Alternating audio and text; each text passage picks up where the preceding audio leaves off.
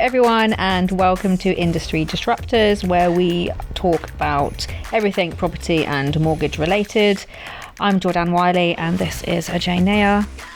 Today, I think we're going to do something a little bit different, where we're going to actually get to know the owner of Hearthstone, because he's pretty cool, and he's my best friend, and I think you need to know about him. So Thanks.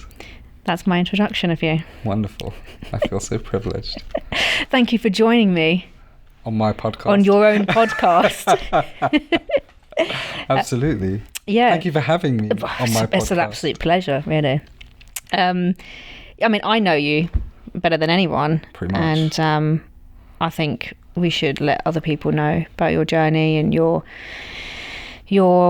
journey into the industry, probably, because it's a little bit of a curveball journey. Topsy-turvy. Yeah, it wasn't very straightforward, and it comes with a lot of different aspects to it. So let everyone know how you got into the industry. Tell me about it. Well, let's go way back. Oh, okay. Let's go way back. 2006. Yeah. Yeah. Bit of a weird place, really, I was at that point in time in my life, because my dad had just kind of recovered from leukemia, and that was a massive shock because we had no history of any kind of cancer in our family or anything like that. It came out of nowhere, and I think I was looking after his business. Obviously I was in Toronto before that. Yeah. I flew back from Toronto, looking after his business for a while, and it wasn't for me. His business wasn't for me.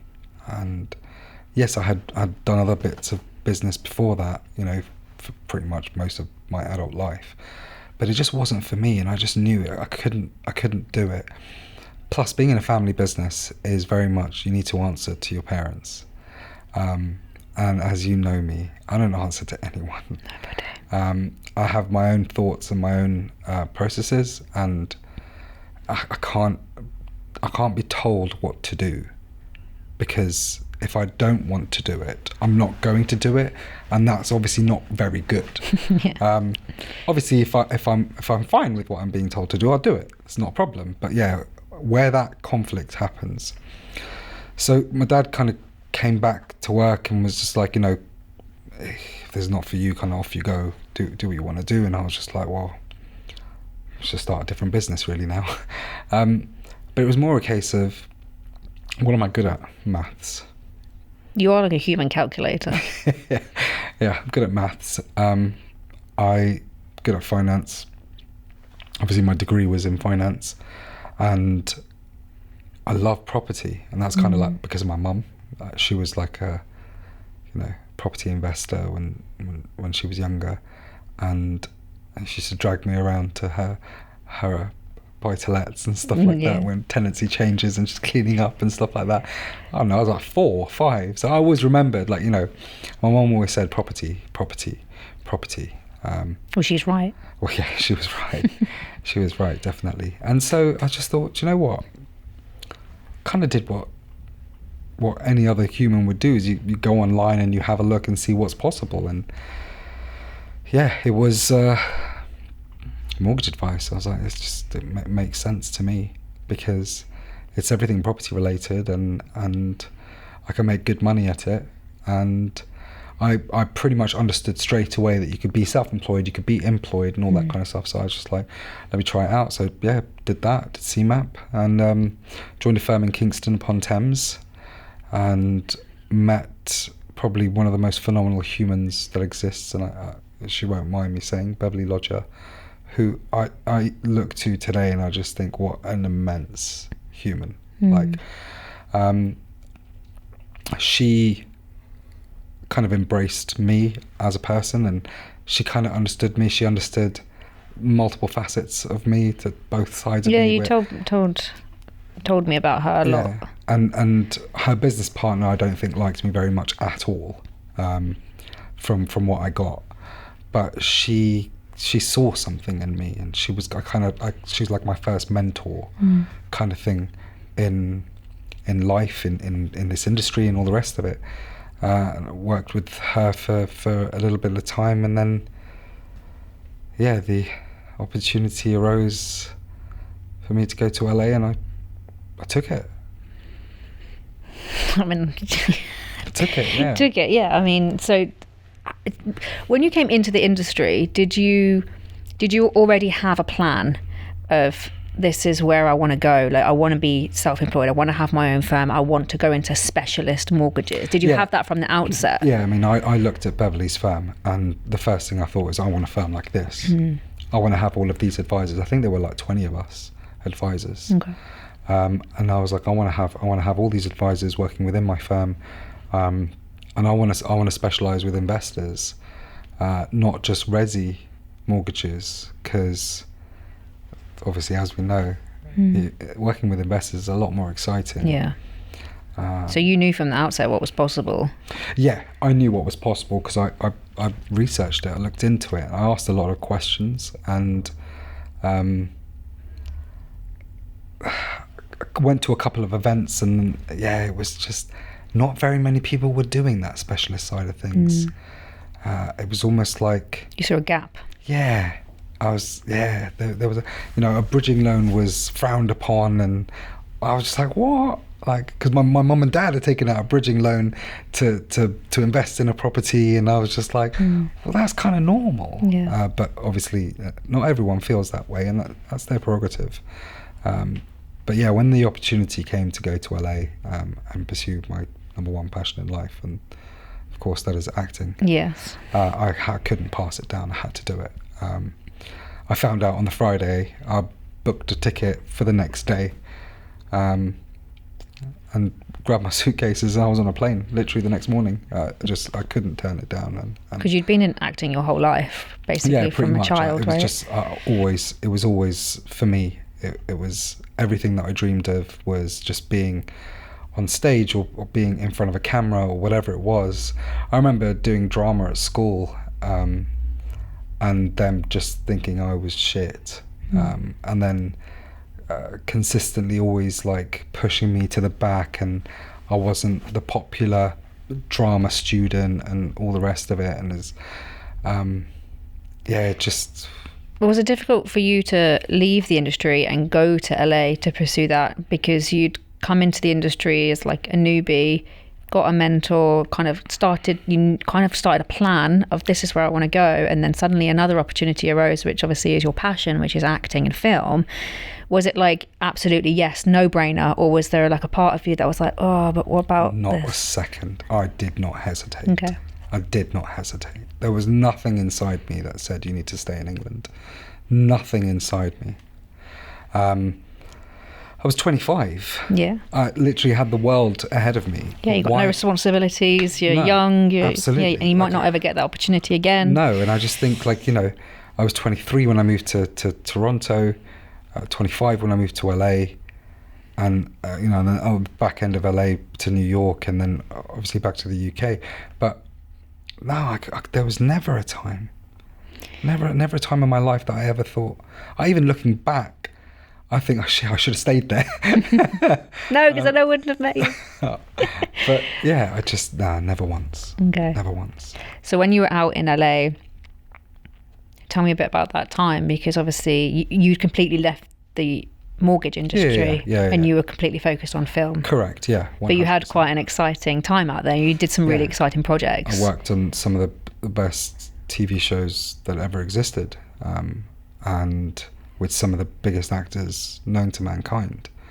And I look back and I'll tell you a funny story. I remember getting the call for 24 and going into the audition room and having a conversation with, I want to say it was Peggy Kennedy, and if I made a mistake, I'm so sorry, but I think that was her name. She was a casting director.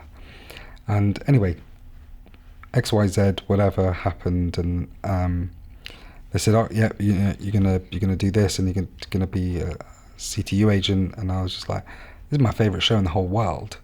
Mary Lynn, who plays Chloe O'Brien, was like my favorite character in that show. Kiefer Sutherland is just a god. Jack Bauer, do you know what I mean? Yeah. I phoned my brother, and I was like, I was waiting for him to say something derogatory, waiting for him to like cut me down somehow in our conversation. And it took about 20 minutes, 25 minutes. And when he finally did, I was like, I'll have you know, you're talking to a CTU agent, thank you very much. And he was like, what? I was like, you heard me. He's like, what? Oh my God, are you serious? I was like, yes. And he's like screaming. I think he was with some friends. He's like, my brother's going to be in 24. And he's like going nuts. I was like, shh, you're not supposed to tell people yet. Yeah, it's confidential. But yeah, and it was great. Just 4 of the best months of my life was being on that set, driving into that studio. Yeah, you told me a lot about it and how much it was amazing. And there's nothing in life that can compare the people that were there. McKelty Williamson, who was in that season, again, was kind of like a mentor for me, because I was new to LA, I was new to the studios, and I needed to understand, what it was to be part of that world. And we went to his trailer, and he showed me like this video of it was kind of like a 1-person short movie, and he was like, if you can act with that wall, you can act. You don't need someone else to act with. The whole point is to bring something to reality for people to watch you and think it's true. And we were watching this for like, I don't know, 15 minutes, and I was blown. He was just like, this girl has no one. Look how well she does. If you can do that, that's your way going forward. And yeah, I mean, we hung out, we'd have lunch together. I mean, it was just, it was great. And I met some of the most amazing people on that set. Sometimes I think you forget how many bits and bobs you've been in, because sometimes I'll be watching something, or one of our clients will be watching something, and then they'll call you and be like, I just saw you in Call the Midwife, or I just saw you in XYZ, and you're like, oh yeah, forgot about that. So you didn't tell me you were in that. It's kind of cool. Yeah, Didn't someone do that recently? And they were like, they posted that just watched My Mortgage Advisor on the TV or something. Oh, I missed that. Yeah, missed that. It was like, oh, that's My Mortgage Advisor or something, which is like so left field. It is, but I mean, when I moved into producing, it was more of a case of wanting to share with the world what I felt was the right story, the right characters, and all that kind of thing. Never really acted in any of it. And more recently, I've been told off by multiple people within the industry saying, like, you're an idiot. If your number one passion in life is acting, why on earth are you not acting in your own films? And I was like, I don't know. It's not really something that I've thought about. Yeah. But now I look at it and I just think, absolutely, it's something I've definitely got to do. I've offered to be an extra, but I haven't had the call up yet. I'd make a great extra. Well, as soon as I close finance on this next film, I'll do it. So then, so obviously then you rejoined the industry. When was it that you rejoined? So it was August 2017, and someone that I knew had passed away, and he didn't have anything in place for his wife and son, and I just thought, you know what, it's just idiotic. I remember you telling me that story. I don't understand how people in life can be so fucking selfish and not protect their family if something happened to them. Do you know what I mean? It's like life insurance, for example. Like it's for them. It's not for you. And it's because people don't think that they're going to die. No, but they'll insure their phone. They'll insure their dog. Yeah. They won't insure their own life. Yeah. Like, are you thick? Yeah. How could he not do that? Like, there's just no logic. But anyway, so I came back into the industry, and I went into insurance first. And gosh, it wasn't the best of firms. There's a lot of dodginess going on, and it just didn't sit well with me. Obviously, those that know me, like, I'm as straight a shooter as they come. Like, I can't be dealing with anything that's fraudulent or untoward. I just can't do it. And so very quickly I called up a friend of mine from that first firm that I worked at with Beverly, and I was like, listen, I want to get back into mortgages. And he was like, well, yeah, do it. So I thought, okay. So that was like but so it was March 2019, and so I joined kind of under that whole firm had disbanded and gone to separate ways, but there was a group of them that had joined this other firm, and so I went and I thought, yeah, let's go for it. And this guy was brilliant, and you know he let me use his office, and I used to drive 55 minutes each way, sometimes an hour and a half each way depending on traffic, just to sit in his office and do, you know, work with him, and I would ask his advice, and he was so open and giving, and you know, it almost felt like, oh, it's Beverly all over again. And the only unfortunate thing was that the actual firm, so I was working with him, but the actual firm, they just didn't believe in me. Was it a case of you had your ideas and your views and your ambitions, which they weren't aligned with the firms? They just didn't believe. They didn't believe that the type of mortgages I wanted to do was good enough or the right way to go. They didn't believe that I could do it because it had been about 6 months, and I think I'd only done like 3 or 4 cases or something like that. But it was more a case of you starting from scratch. In the mortgage side, you've got to build up that kind of bank of clients, and everything was kind of simmering and festering, and a lot of people were paying attention to what I was saying because I was very passionate about what I was doing, but they just didn't believe in me. But we've spoken about this many times. My whole life, no one has believed in me. My whole life. My first bully was 7 years old, as my teacher, who didn't believe in me, who didn't believe what I was saying. You know, friends from 8-9 years old who didn't believe in me, that would screw me over. I've been through it my whole life.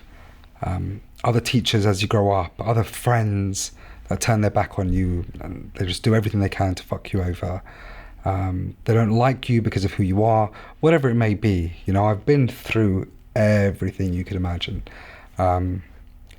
16 years old and having my entire group of friends turn on me.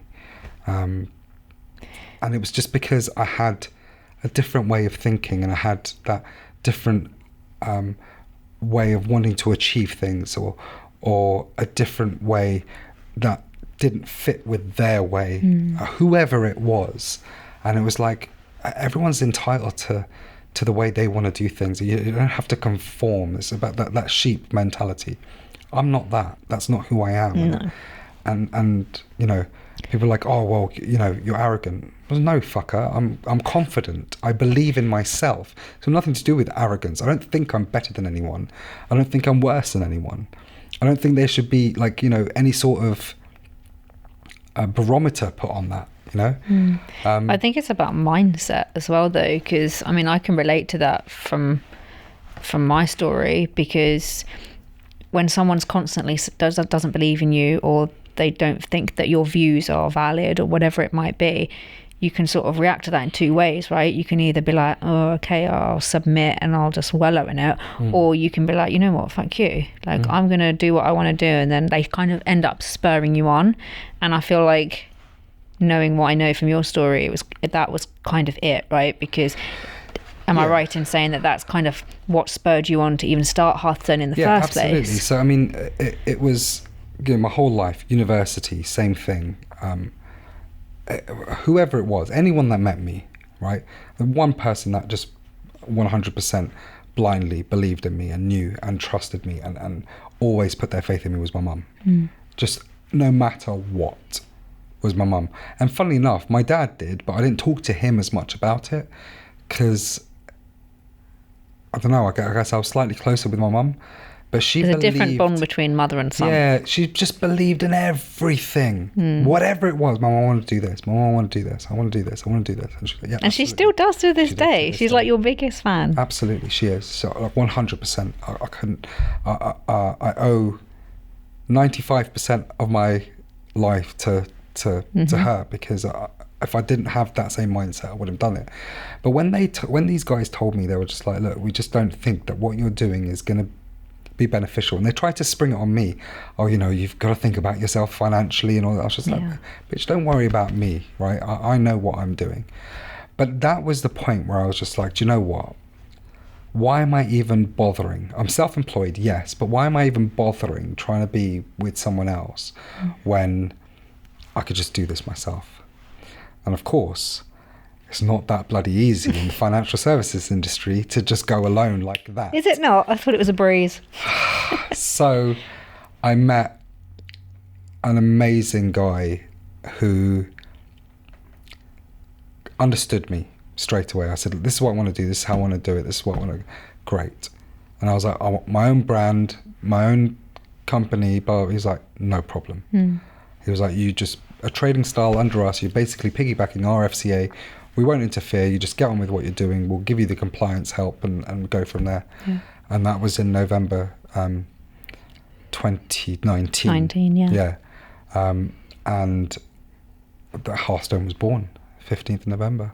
It was born. And I knew from that point I was going to turn it into a colossus of a company.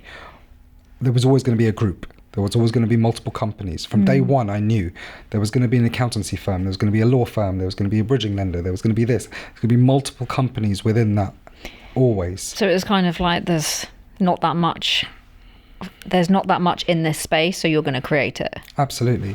But not only that, I mean, you look at what I'm like on the phone, to accountants, to solicitors, to lenders. I'm just like, mate, if you don't get it right, I will, and I'll create it. And I'll wipe the floor with you. Yeah. Because that's how much my client means to me. Yeah. You know I mean, I see you the most, obviously, day in, day out in the office, and I see how much your clients' deals mean to you, and that they're your deals. They're like exactly how you would treat your deals is how you treat your clients' deals, and the passion that goes into it. Yeah, it is. Is there. And that's something that clients don't see, because obviously it's behind the scenes. They don't. And you know, there are some clients who are going to be dicks. There are some clients who are going to leave and go elsewhere. There are some clients I'm going to tell to fuck off and go elsewhere, because I can't be more passionate than them. I can't care about it more than them. Or if they can't see that how much I care and how much I'm trying to do for them, because they're just so blurred with you know what they think or the way they feel or anything like that, then I don't care. What I care about is if a client comes to me, they trust me, they believe in me, and I believe in them. You know, whether they're starting brand new. I've seen you grow. You know, people that have come to you that have been quite maybe not suspicious, but like a bit cautious, a bit like, oh, I don't know. And now they've got like 30 odd properties and they're absolutely killing it in the property investor space. Yeah, and some of them will drive 3.5 hours just to have a 20-minute meeting with me and then drive 3.5 hours back. Yeah. Oh no, we got to do this face to face. Because that's how much they value your time. But, and I will give them the world. Yeah. Right. And I've had it a lot as well in the past where, I don't know, something inside me always wants me to help other people. And I always think it's because no one really helped me. No one really helped me. Yeah. No one invested in me. You kind of had to figure it out yourself. Yeah, everything that I did is pretty much figured out myself. I mean, you did pretty well for figuring it out yourself. I did all right. But because no one was there for me, to hold my hand and take me through each step of my business career or my financial career or whatever it was, when I look at my clients, I see someone like myself when I first started investing in property, where no one was teaching me about property investment really, and I want to help them grow. Like I want to, but always. And again, I can go back to the acting world. I can go back to, I used to have an acting school that I ran, and I got fucked over there as well. I started an acting school and I brought in 30, 40 actors. And the guy who was doing the training was, in my opinion, one of the best acting coaches that existed. But I got fucked over there as well. And it consistently happens where, you know, I give my heart. I am who I am. There's no filter, as you are obviously aware. There is no filter, and I don't think there needs to be a filter, because life is so short. There's no point in just being that oh yes, and timid bollocks. No, fuck that. Mm. This is who I am, and deal with it. If you don't like me, fuck off. If you like me, wonderful. Come here. I will give you the world. I will give you the world. Whatever it is you need in life, I'll give you. Because that's just my nature. That's who I am. So with clients, if they don't understand or see that I'm doing it because I love to help, Yeah. then there's no point in us having a working relationship at all. Yeah. It was one thing. Oh, wait, Ajay, why are you helping? For what? People get suspicious about that. It's so strange. What do you want? What do you want? Nothing. Yeah. Fucker, I'm just trying to help you. Yeah. If you don't want the help, fuck off. Yeah. Like, it's just, it's a different way of thinking, yes, and a lot of people don't understand. I think one of the things is, in America, it was right. Yeah. Because they've got that different mentality, though. I think it's a British thing where people get much. like suspicious if you help because they think that you always want something in return. Not only want something in return, but that there's an ulterior motive. And yes, I think being British is...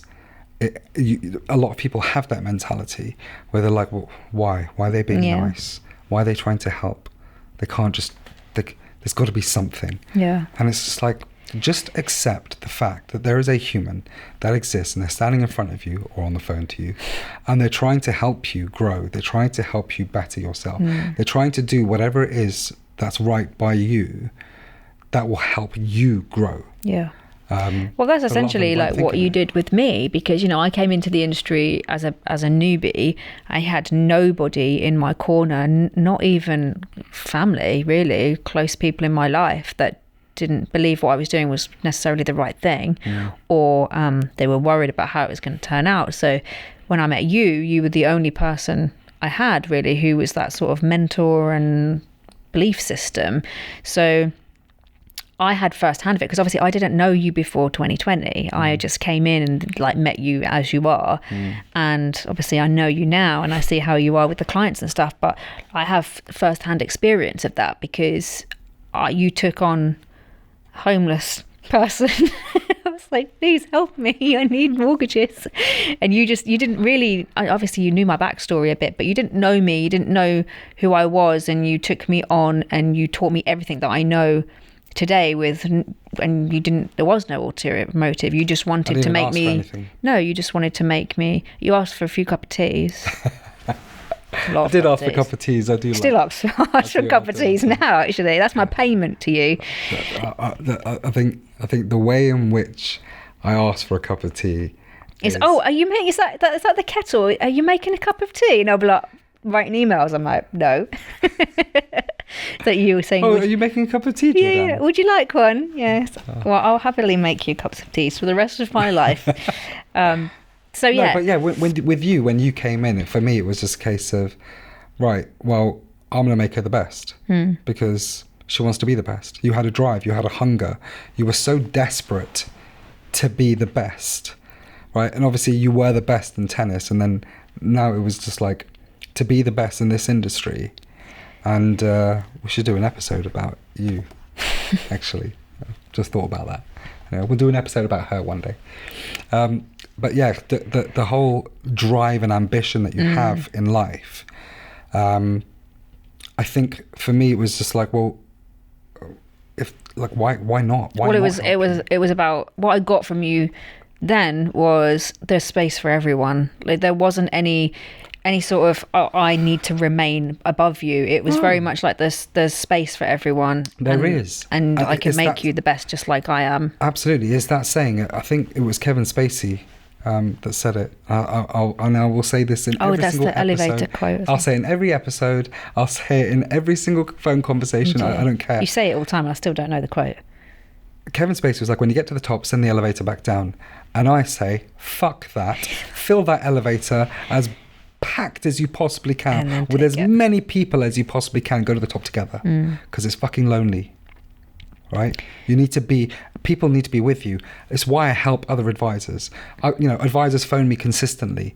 Oh, what shall I do with this case? You just do this, right? I've got clients who left me, have gone to other advisors, and those fucking advisors call me and say, by the way, I've got this case, can you help me? I said, yeah, I know that client because I fucking did that mortgage a while ago. That client thinks they've gone somewhere better.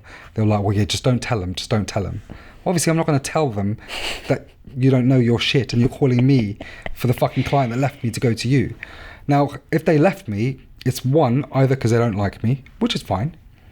Two, they don't like my personality and the way that I am, with regards to the brashness and the bluntness and all that kind of stuff, and they need more of a arm around their shoulder. They made a mistake. They should have just gone to you instead of leaving the firm. Or three, they just didn't believe in me. Yeah. And I think number three is where they probably made the biggest mistake of their life. Yeah, 100%. Because to not believe in me, I think is stupid, because I'll go to the ends of the earth to help anyone that I possibly can, to the best of my knowledge.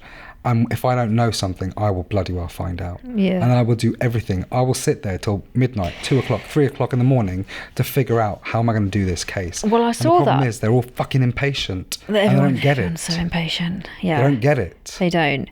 But I saw that. So you know, you spoke about, you set up Hearthstone, and then, you know, a couple of months later COVID obviously happened, and, you know, I joined in July. Obviously COVID happened in March, and the one thing that I think in the moment I didn't really realize, but when I look back now, it's like everyone left the industry, and whether it was, oh, we're shit scared, or I just couldn't be asked. Yeah.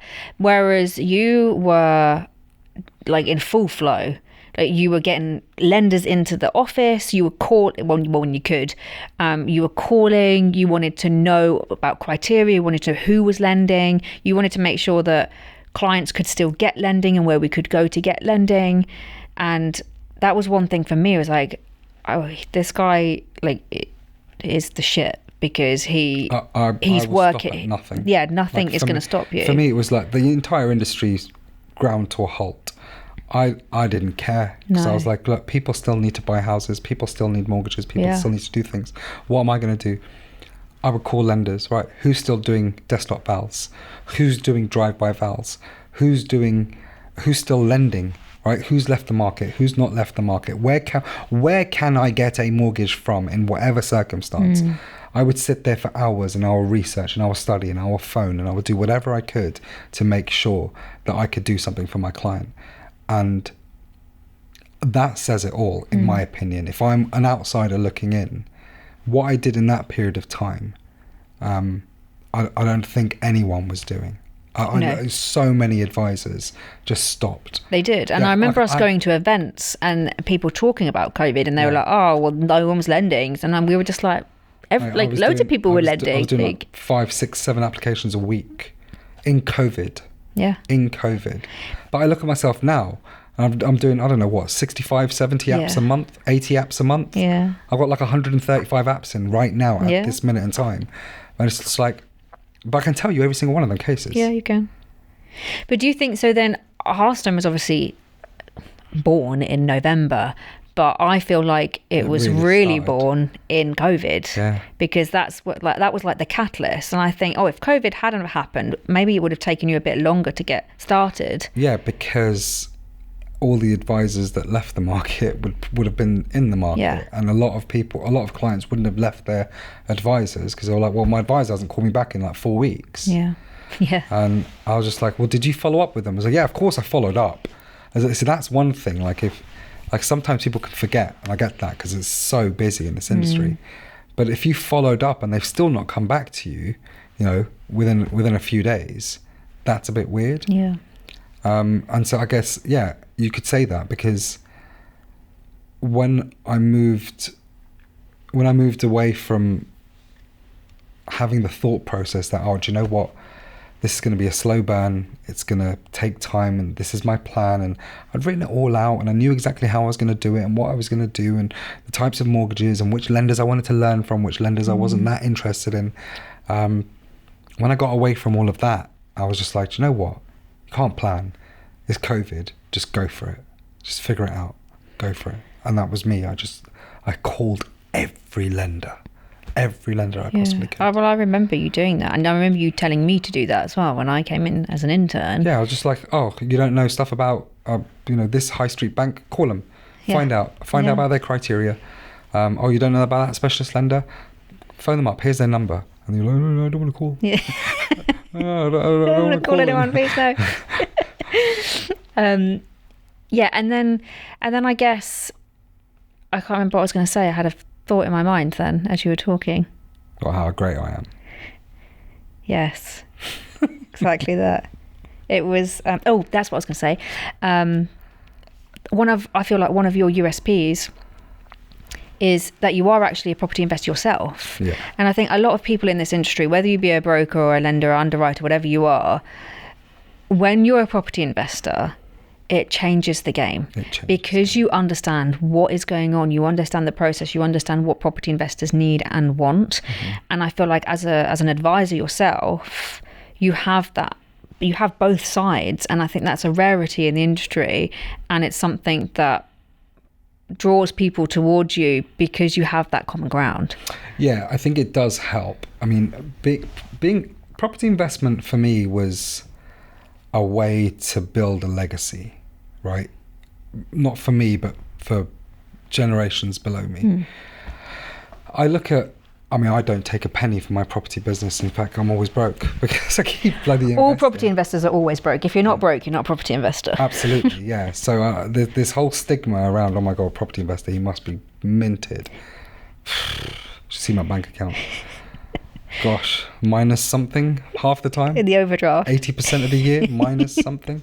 But yeah, it's like you're continually growing, and you know those that I call them the real investors in the country. Well, they are. Yeah, they're in the same boat, and they understand it. And I've been there. I've done it. I've dealt with that case. And you're still doing it. You're still absolutely active. I mean, very active. Look at the last 2 years alone. We're talking tens of properties, and it's just like, yeah.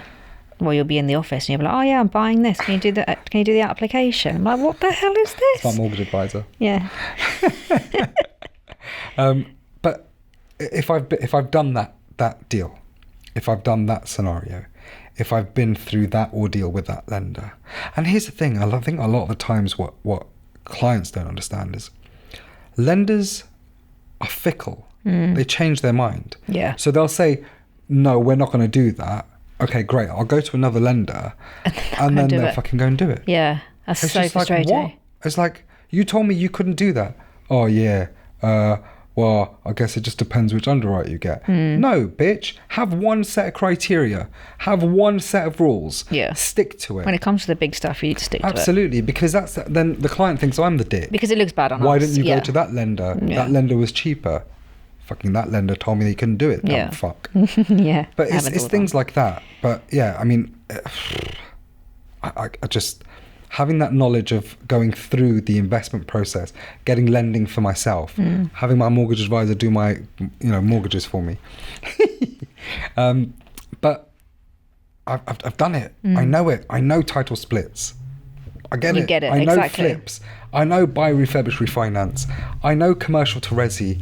I know development ground up. Yeah. I've been there. I've done it. Yeah. And if you think, I'm doing 600 cases a year as a mortgage advisor, you don't think I've seen pretty much every scenario that exists. There's not much that comes through the door that we haven't seen. No, adverse credit, whatever it is. Yeah. Like, it doesn't matter. Like, and if I don't know, I'll find out. You'll know within 48 hours. Absolutely. Yeah. I will find out. I will figure it out. Yeah. And I don't even remember the last time I just didn't know what to do with a case. Never. In the 4 years I've known you, never. When the client's talking about the deal, I'll know straight away. Yeah, oh, that's you have an idea of where you could go. Yeah, absolutely. But it's just, I mean, so for me, I love financial services because I think there's a gap. There is a huge gap. There's a massive gap in financial services. Is that picking up my stomach? Probably. Sorry. There's a massive gap in financial services when it comes to the specialist side of things. There is a huge gap. And obviously we went to that big conference just last week, and some of the conversations. God. It's just like, how are you in this industry? Yeah. How like. But that's where Hearthstone comes in. And scoops everything up. I'm fucking dying here. You're all right, hon. Yeah, probably. But yeah, I think about why does anyone do what they do? If they don't love it, they don't do it. I act because I love it. I produce because I love it. I am a mortgage advisor because I love it. I started Hearthstone Accountants because I love it, and I argue with accountants and tell them they're wrong. But 90% of the time it is truly simply because I want to help. I just want other people to have someone there to help them grow, to help them progress, to help them be what they want to be, to achieve what they want to achieve. So I guess now it's obviously one of the greatest days in your life was when I joined Hearthstone. And you took me on, and, you know, now you've got me in your office every day, which is a delight. So what's next then? Because obviously I know your plans and everything, and we've already got Hearthstone Accountants, but I know that there's more in the bag. So how big can it get for you? Like, where are you going with this? There's no limit. There's never a limit with you. No, and why should there be? Oh, no, absolutely. I agree with you. For me, it's whoever has an issue, can you solve that issue? Yeah. And if I can solve that issue, that's more growth. Yeah. Right? People will ask multiple questions about multiple things. Like I said, I'll talk to one person. I'll be their accountant, their lawyer, their mortgage advisor, their therapist, their doctor, their fucking gardener. Like, I'm literally all of those in one conversation. Yeah. And it's great. I love that. Like, I love to be able to pass on knowledge. I love to be able to help people wherever I can help them. And if they don't believe in me, fuck them. Yeah. Like, it doesn't matter. There's 7 fucking billion people in the world, 8 almost. Yeah. Well, I guess it's about just kind of being a one-stop shop, right? Because our clients work with us because they want to work with us, they believe in us, and they trust us. So if we can be their accountant, their solicitor, their mortgage broker, their estate agents, their letting agents, whatever it may be, their whole career is with us. Their whole business, their whatever it is, their trust is in us. I don't have to fucking chase We're not accountants. passing it. I don't have to chase accountants for tax calcs. I don't have to chase solicitors. Where are we with this case? Yeah. Like, it's just there. All the information is And there. it's about knowing the brand. Like, if, you know, Hearthstone is elite, we go that extra mile. They know who they're working with when it's you, and they believe in you, and they want you to be able to handle their business because they know it's in good hands. And I guess that's what Hearthstone's about, right? Yeah, it is. For me, the whole concept behind Hearthstone was safe place, right? For those that don't know what Hearthstone is, I didn't know what Hearthstone goes around the fireplace to contain the fire. I know that now. But, you know, if you look at my name, Ajay, it means unconquerable. Kandor, which is my production company, Tibetan for unconquerable. Hearthstone is unconquerable. There is a theme there. And I want it to be, you know, that safe place for people to come and know that no matter what happens, they'll be safe. Yeah. And they'll never be at risk, and they'll always be taken care of. And yeah, you know, there's hundreds of clients that will just blindly just do what I say. Yeah. And obviously then there are clients who will question absolutely everything, and it's just like, what's the point? Yeah, but I mean, you either trust me or you don't. Just I have first hand of it because, like I said, I was literally a nobody. You took me on not knowing what could be possible. You had an inkling, but you didn't know. No, and you could have been like useless. You could have not given a shit. You could have been like, you know, one of those, I'm just here to make some money and exactly. And you didn't know that at the time when you met me, and obviously now we're 4 years down the line, and you know we do all of our business together. We're every day in the office together, and we talk about the deals, and you know, we help each other out. And I can honestly say that these clients that just don't want to work with you because they don't believe in you are just complete idiots. Like, and they don't probably see it, or they see it further down the line when they realise they fucked up. But it, like, I see it every day. If they see it down the line and think they fucked up, they'll never come back because they're too proud. Yeah, but there is nobody. Well, I've never met anyone like you, and And thank you for saying that. it's okay. Yeah, honestly, I think you're just an idiot. Like if you don't want to work with you because you don't get on as a person, that's fine, because not everyone's going to get on with you. You're not everyone's cup of tea. I'm not. But if it's a case of I don't trust you, I don't believe in you, I'm just thinking. But then you're also there, right? Yeah. And that's why I put so much trust in you, is because I've taught you everything. And if you need to discuss a case, I mean, obviously I know every case that you do. But if there's something that you don't know, we will discuss that case and we'll still get it through. So it's not as though my knowledge is not there, your knowledge is there. So yeah, I think, but yeah, I mean, I guess. You're a hoot. Sometimes. I know I'm not always the easiest person to get along with, but. No, you're not, but you're not everyone's cup of tea because you're champagne. I don't get it. They got it at home. All right, fine. You're a great guy. That's what I'm trying to say. I'm trying to give you a boost. Okay. Lost. It's completely gone, guys. I'm not very good when it comes to like analogies. No. What I'm saying is that you know your shit, and people should trust you because I'm telling them to. You should listen to her. She's been famous, this one. Yeah. She's got an MBE and everything. Exactly. So I'm using the MBE card and saying, trust me, because I would trust him with my life. So yeah, that's the impact you've had on me. And I think that's a lot of your clients would say the same, that the impact that you've had on them as people, but also just, helping them grow and like from nothing to what they've got now because of your input and your relationship with them. Yeah.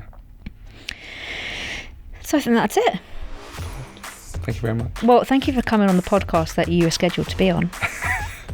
It's a pleasure. Most welcome. And thank you everyone for tuning in and joining us. And it was a pleasure to have you with us. And I guess we'll be back with some more exciting episodes. Don't forget to subscribe. Subscribe on all of the buttons, wherever they are. And we'll see you next time.